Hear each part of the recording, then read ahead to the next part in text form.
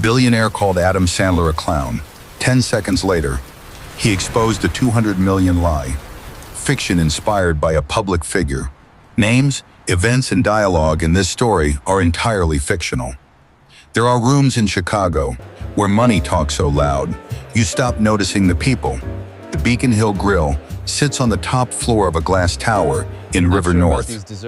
The building is one of those new constructions that nobody likes but everybody leases. Because the address alone saves a chief executive about 10 seconds of small talk at every dinner he will ever attend for the rest of his life.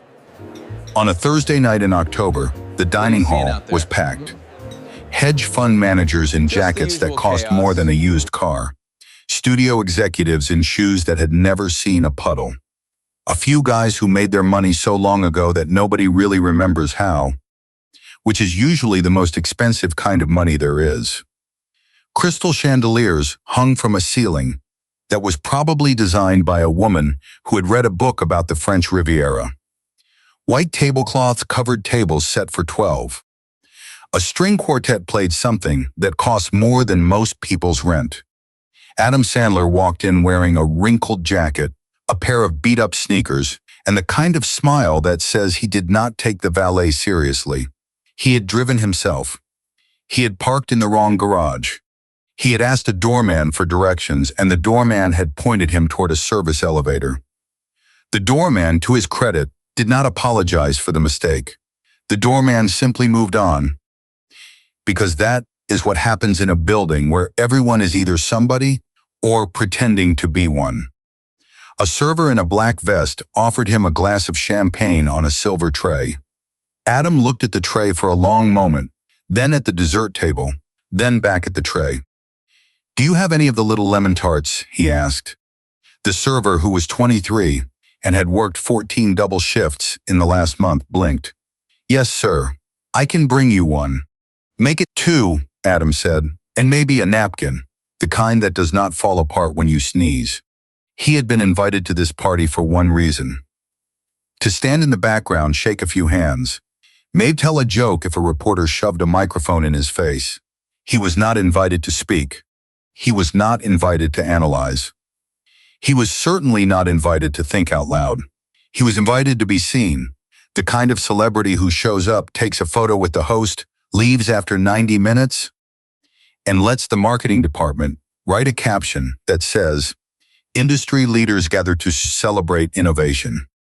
He was fine with that. He had been doing it for years. The host of the evening was Victor Hargrove, 6'2", silver hair that had been cut that afternoon by a stylist who charged $400 an hour, a jaw that looked like it had been chiseled from a magazine cover and then polished with a small towel.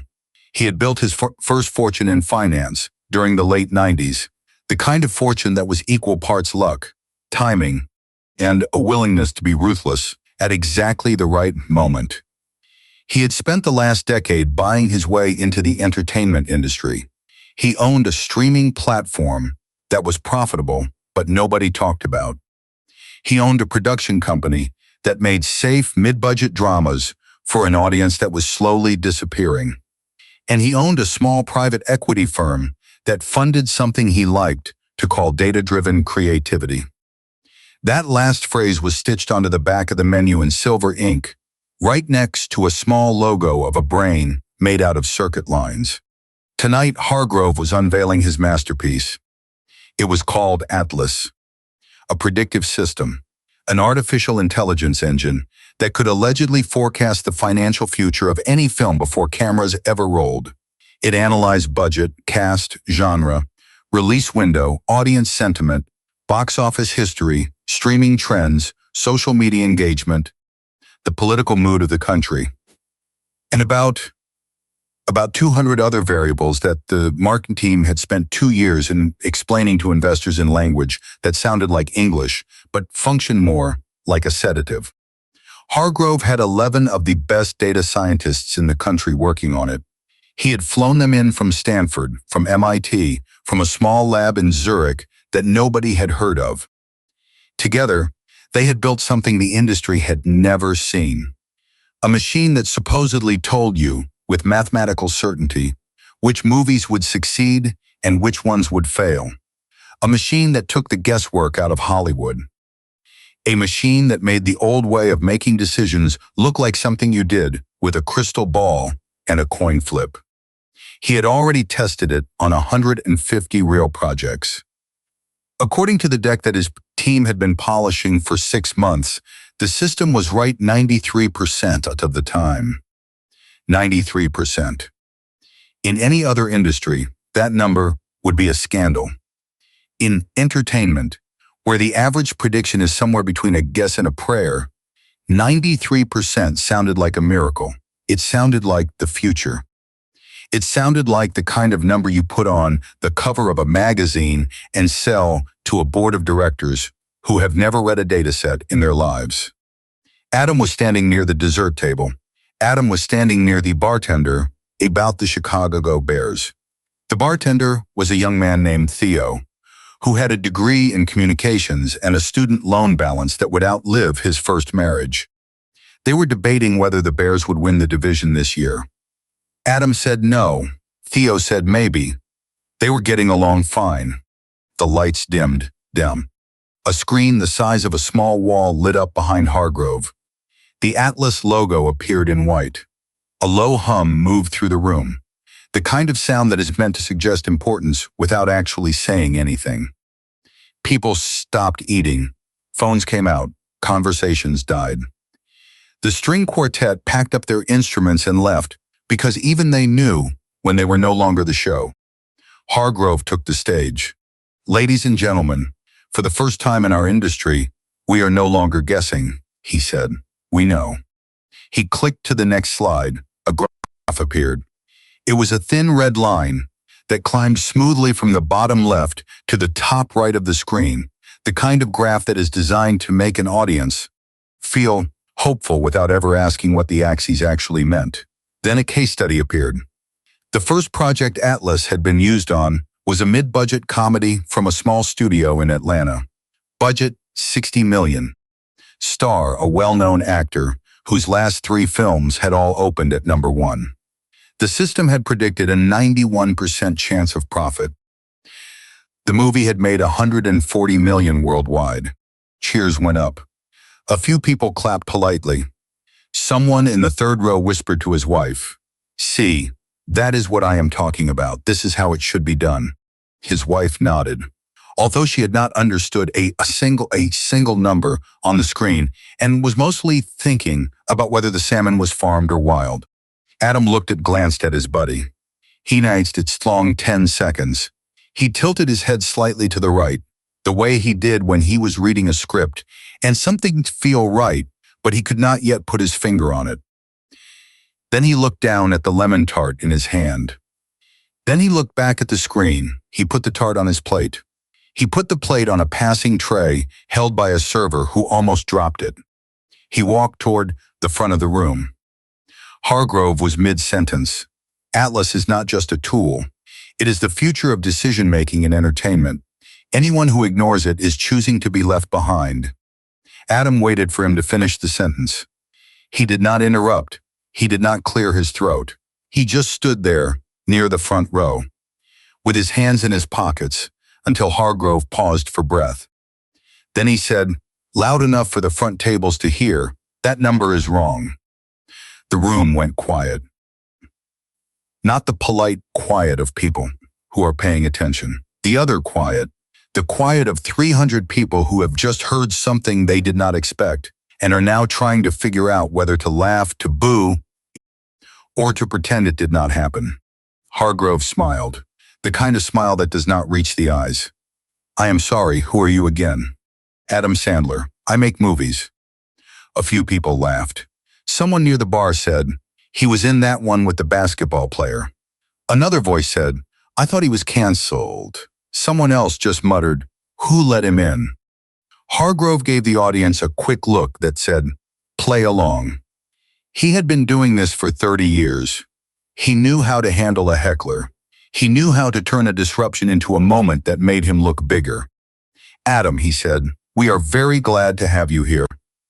Entertainment professionals are exactly the kind of guests we love to host, But Atlas is built on 150 real outcomes. It is not a joke. I know, Adam said. That is the problem. A murmur rolled through the room. The kind of murmur that usually ends with security being called. Hargrove straightened his cuffs. If you have a question, you can email my team. I do not have a question, Adam said. I have a number, 91%. That is the figure you said Atlas predicted for the first test film, a $60 million comedy. The system said it had a 91% chance of profit. Hargrove nodded slowly. That is correct. The movie made $140 million at the box office. So you are saying that means the prediction was accurate? Correct. Adam shook his head. Where in that number are the marketing costs? The theater split, the international distribution fees, the residuals, the union payments, and the cut your streaming platform takes when the film finally lands on your service 8 months later. Hargrove blinked. Because I know the people who made that film, Adam said, and I know what they actually walked away with. It was not a profit, it was a fight. The film lost money after the real numbers were tallied. The investors were told to be patient. The producers were told to wait for the streaming tail. The crew members who had points on the back end got nothing. The 91% was not a prediction. It was a press release. The room got very still. Hargrove assistant stepped forward. Sir, we can move to the next slide. No, Hargrove said. He looked at Adam, the way a boxer looks at a smaller opponent who just landed a clean punch. You are saying Atlas is wrong. I am saying Atlas never measured what you are telling people it measured, Adam said. There is a difference. Hargrove smiled at the audience. Ladies and gentlemen, this is exactly the kind of resistance Atlas was designed to fix. People who do not understand the math will always be afraid of the math. Now, if our guest from Hollywood is finished, I would like to continue the presentation. He clicked to the next slide. Most of the room clapped, relieved to move on. A few investors made mental notes to Google the film later. Adam walked back toward his table. He picked up a glass of water, sat down, and did not say another word for the next hour. But he was not listening to the presentation.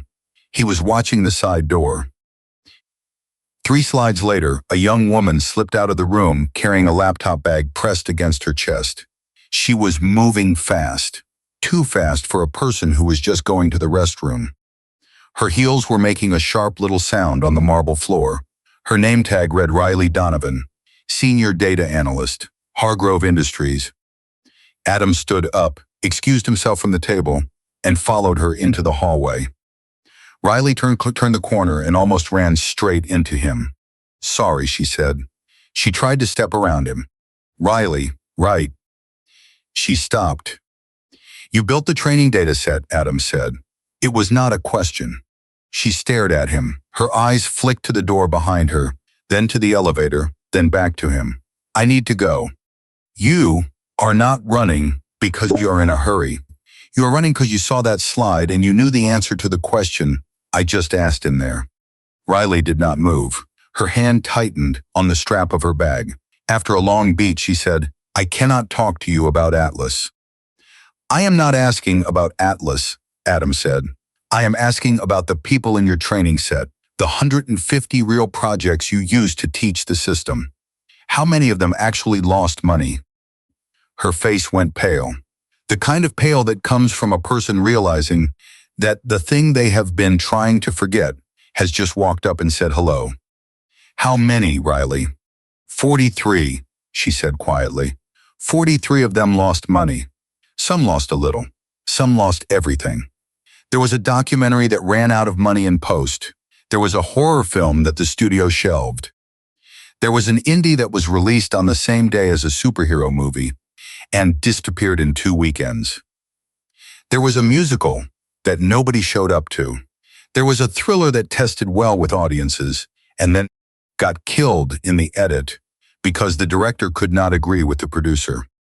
And how many of those 43 are in the system? She shook her head. None. They were classified as incomplete. The system requires an outcome to learn from. so we removed them. The engineers said the model would be confused if we left them in. They said it would lower the accuracy score. They said the board would not approve a launch with that number on the slide. Adam nodded slowly. So the system did not learn how to predict which films would fail. It only learned from the ones that already had a chance to succeed. Riley swallowed. That is how the engineers explained it. And that explanation is exactly what Hargrove is selling tonight. She looked at the floor. She had been at Hargrove Industries for 3 years. She had been recruited out of a PhD program at Columbia. She had moved to Chicago for the job. She had rented a small apartment in Logan Square. She had told her parents that she was going to change the way Hollywood made decisions. She had believed it too, for about 2.5 years. The last 6 months had been harder. Riley, Adam said, if you go back in there, what happens? Hargrove promoted me last month. He told me that if I stayed quiet, I would run the whole analytics division by spring. And if you talk, I lose my job and I never work in this industry again. Adam reached into his jacket pocket. He pulled out a folded piece of paper. It had been folded so many times that the creases were soft, like the paper had been carried around for weeks. On it were 14 names. 14 people. Some of them had been in the room tonight. Most of them had not. The ink on some of the lines was smudged, the way ink gets when a piece of paper has been held by a person who did not want to let it go. What is this? She asked. These are 14 people I have met in the last 6 months, he said. Producers, crew members, investors, writers. Every one of them trusted Atlas. Every one of them lost money after the system told them a project was safe. One of them had to sell his house. One of them shut down his small production company. One of them is a guy named Marco, who works the catering trucks on set. He put his savings into a project the system said had an 86% chance of success. The project collapsed. He is still paying off the loan. He has not told his family yet. Riley stared at the names. She read the first one, then the second, then the third. I am not asking you to save Atlas, Adam said. I am asking you to save the next Marco. Riley looked at the names for a long time. She looked at the elevator. She looked at the door back into the dining room. She looked at Adam. Then she put the paper in her bag. Back inside, the presentation was wrapping up. Hargrove was on his final slide. Atlas is not a product, he was saying. It is a promise. And starting tonight, every studio, every investor, every producer in this city will have access to it. For the first time in the history of this industry, the people who fund the work will know, with real certainty, which projects will succeed. That is not a feature.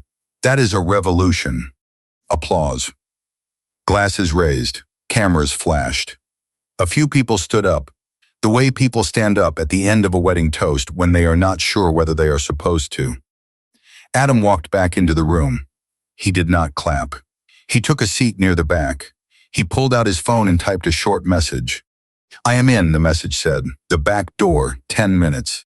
Riley read the message in the hallway. She wiped her eyes with the back of her hand. She took the service elevator down to the lobby. She walked out the back of the building and stood in the alley next to a row of trash cans waiting. Adam met her there 9 minutes later. Hargrove noticed Adam had returned, but he had not noticed Adam had left. He was too busy taking selfies. I am glad our friend from Hollywood made it back, he said into the microphone. I hope we convinced you. Adam looked up. I will tell you in about an hour. The room laughed. Hargrove did not. 40 minutes later, a junior analyst named Trevor knocked on Hargrove's office door. He was holding a tablet, and his face was the color of milk. Hargrove was on a call with a private equity group in London. He waved Trevor in. Trevor showed him the screen. Atlas had been rerun. Riley had not left the building. She had gone to the server room on the 4th floor, signed in with her old credentials because nobody had yet revoked them, and rerun the model using the full data set, all 150 projects, including the 43 that had been removed. The number had moved. The accuracy which had been advertised as 93%, had dropped to 68%. The confidence interval, which had been promoted as the tightest in the industry, now stretched across 41% of the curve. Several projects that Atlas had labeled as guaranteed wins were now flagged as high risk. One of them was a film that Hargrove-owned company was financing, a political thriller starring a former senator, which was now classified as borderline catastrophic. Hargrove ended the call. He called his chief data officer. He called his head of public relations. He called his lawyer. He did not call Riley. 20 minutes after that, the chief operating officer of Hargrove Industries walked into the Beacon Hill Grill with 2 security guards. He asked Adam to leave the building. Adam was sitting near the bar, finishing the lemon tart he had finally gotten a few minutes earlier. He looked up. "I am a guest of the venue." "You are a guest of the host," the CO said, "and the host is asking you to leave." "Why?"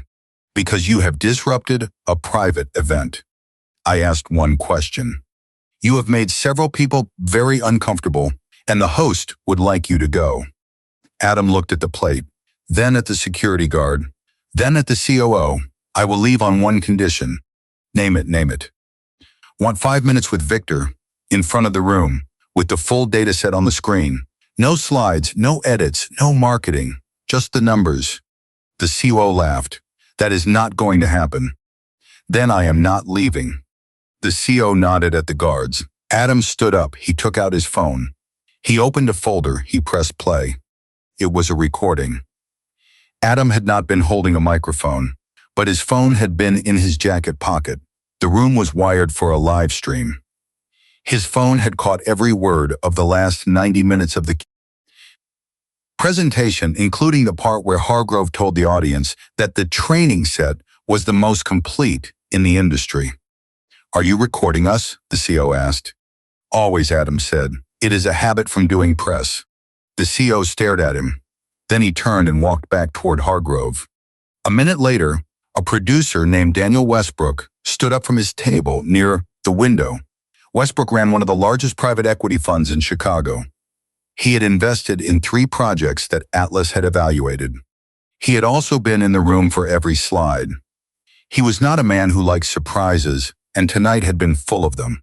He walked over to Adam. "What do you have?"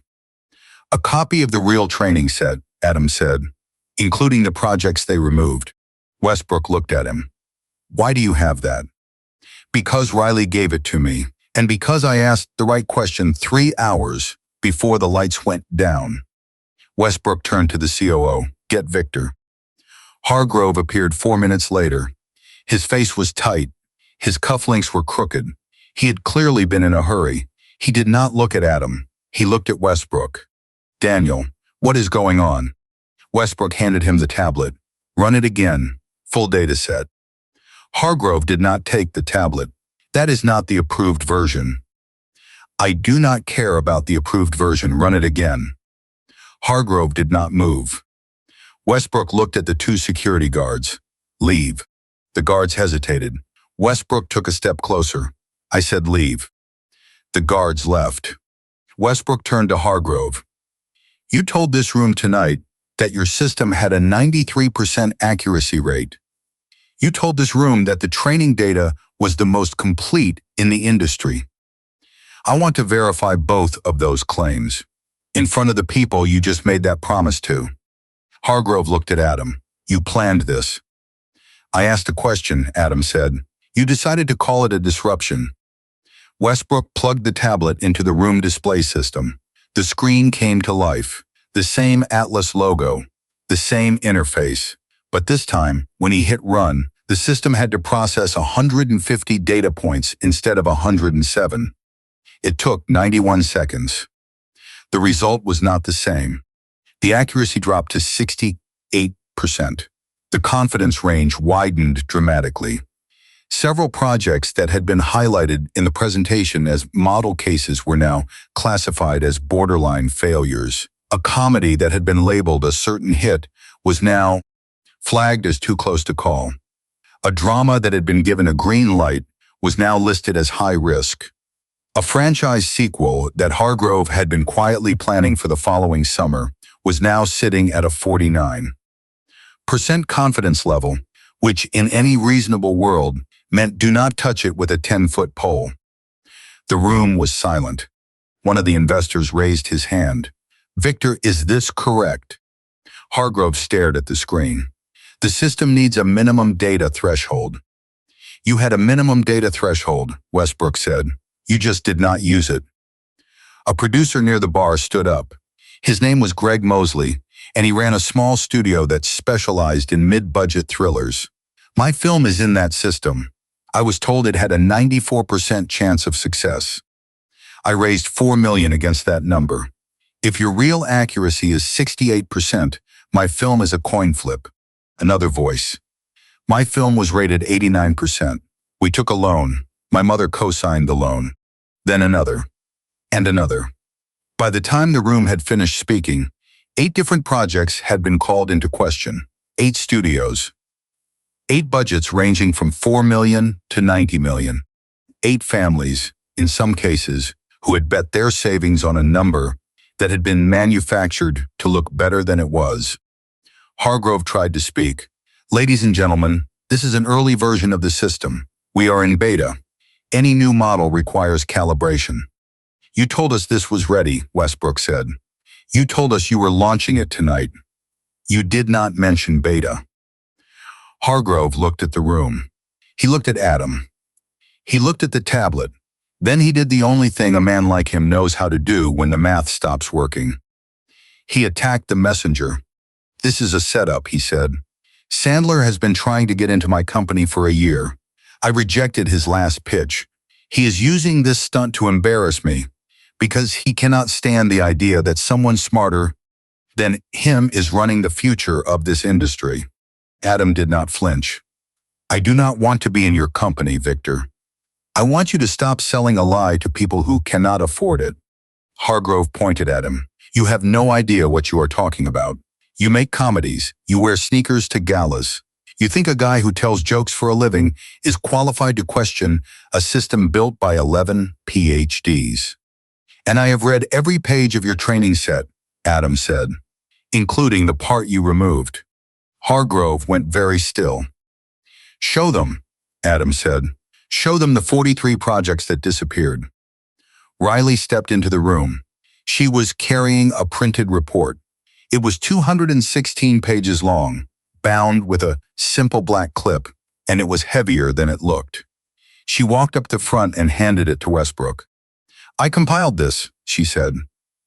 "Every project that was flagged as incomplete, every project that was removed from the training data, every project that lost money and was hidden so the system would look smarter than it is." Westbrook took the report. He opened the first page, then the second, then the third. Then he started reading names out loud. The room waited. "Marco Alvarez," Westbrook said, reading the third entry. "Catering truck operator. Put in $40,000 against an Atlas rating of 86%. Project collapsed. He is still paying off the loan." Hargrove said nothing. "Susan Tate," Westbrook read, "first-time producer, borrowed $120,000 from her father. Atlas rated her film at 91%. The film never got distribution. She is filing for bankruptcy next month." The room was no longer interested in champagne. "Daniel Whitley," Westbrook continued, "retired teacher, invested in a documentary. Atlas gave it an 84% chance of success. The documentary was released on a Tuesday. It made $800 on its opening weekend. He has not told his wife that they are out $35,000. Hargrove still said nothing. Westbrook looked up from the report. "Victor, how many people have been hurt by this system?" Hargrove opened his mouth, closed it, opened it again. Looked at his lawyers who were no longer in the room. Looked at his public relations team who were pretending to take phone calls. Looked at his board members who were pretending to read emails. 11, he said quietly. 11 investors have come forward in the last 2 weeks. And how many have you compensated? Hargrove said nothing. Westbrook put the report down. I am withdrawing my fund commitment. effective immediately, and I am recommending that every investor in this room do the same. 3 more investors stood up, then 2 studio heads, then a family office from Boston that had quietly been considering a $200 million partnership. By the end of the night, Hargrove had lost more than $240 million in commitments. His chief data officer resigned by email at 11:45. His head of public relations followed at midnight. His chief operating officer left the building at 1 in the morning, carrying a single box of personal items under his arm. By morning, the Atlas launch was canceled. By the end of the week, 3 separate class action lawsuits had been filed. Hargrove tried to salvage his reputation with a press release. He called the whole thing an unfortunate misunderstanding. He blamed Riley. He blamed the engineering team. He blamed the press. He blamed the volatility of the market. He blamed the audience. He blamed everyone, except the man standing in the back of the room, holding an empty dessert plate. But Riley had saved everything. Every email, every revision of the dataset, every internal chat where an engineer had asked, should we keep the failed projects in the training data? And a manager had replied, Hargrove says, no. The board presentation is more important than the truth. She had kept a copy on a personal hard drive that she had hidden in the bottom of a box of old college textbooks in her apartment, because she had a feeling 6 months earlier that this day would come. The Securities and Exchange Commission opened an investigation. The state attorney general announced a probe into investor fraud. Hargrove's own board of directors placed him on administrative leave, and then after a tense 5-hour meeting that ended just after midnight, forced him to resign. 6 weeks later, he held a press conference. He did not hold it in Chicago. He held it in a small conference room at a hotel in Detroit, because no one in Chicago would rent him a room. He stood at a podium with no logo behind him, no Atlas, no streaming platform, no production company, no silver ink on a menu, just a microphone and a stack of paper. I made a mistake, he said. His voice was flat. I believed that a system could be more powerful than the people who built it. I was wrong. I removed data that should have been included. I made promises that I could not keep. I hurt people who trusted me. There is no version of this that is acceptable. I am sorry. He paused. He looked down at the paper. He looked up. I am not asking for forgiveness, he said. I am asking for the chance to spend the rest of my career making sure that what I did to Marco Alvarez and to Susan Tate and to Daniel Whitley never happens to anyone else. The room was quiet for a long time. A reporter in the third row asked if he had known, at the time, that the numbers were wrong. Hargrove said yes. Another reporter asked if he had been warned. He said yes by several people, including a young woman on his own team. The third reporter asked why he had not listened. Hargrove did not answer for a long time. Because I was afraid, he said finally. I was afraid that if the system was not perfect, the system would not exist at all. The apology was not enough to bring back the money that Marco had lost. It was not enough to reopen the small production company that had shut its doors. It was not enough to undo the stress that Susan Tate, father, had taken on when he signed the loan guarantee. It was not enough to give Daniel Whitley back the $30,000 he had quietly borrowed against his retirement account, the $35,000 his wife still did not know about. It was not enough, in the strictest sense, to fix anything. But it was the first time Victor Hargrove had ever said the words, I was wrong, in public. And for the people watching, it mattered. Riley Donovan was offered a job at a research lab in Boston. She accepted. She spent the next 3 years rebuilding the original dataset with the failed projects included. She published a paper on survivorship bias in predictive entertainment models. The paper won an award from a major analytics association. She still keeps a copy of the 14 names in her wallet. 2 of those names, she later said, belonged to people who had been so discouraged by what happened that they had left the industry entirely. She has made it her quiet mission ever since, to make sure no one else has to. Marco Alvarez was eventually paid back the $40,000 he had lost, plus interest. He never invested in another film. He now runs his own catering company. It is a small business, but it is his. He still watches Adam Sandler movies. His favorite, he says, is the one about the man who goes to a party and ends up exposing a fraud because he was in the room that night and he still cannot quite believe what he saw. Daniel Westbrook went back to running his fund. He has invested in 11 films since that night. Every one of them, he says, was decided the old way, by reading a script, talking to a director, and trusting his gut. He has not used a predictive system since. Susan Tate eventually filed her bankruptcy. She told her father the truth 6 months later, in a letter, because she could not say it out loud. Her father did not speak to her for 3 months. Then, on a Sunday afternoon, he called and said he was proud of her for trying. She cried for an hour. She has since started a small production company of her own, with 3 other producers who had been burned by Atlas. They named the company Honest Number. Adam Sandler did not give a single interview about what happened. He went back to making comedies. He told one story about a man who goes to a party and ends up exposing a fraud. The studio told him it was not commercial. They said the audience did not want a movie about algorithms. They said it was too niche. They said it would not travel internationally.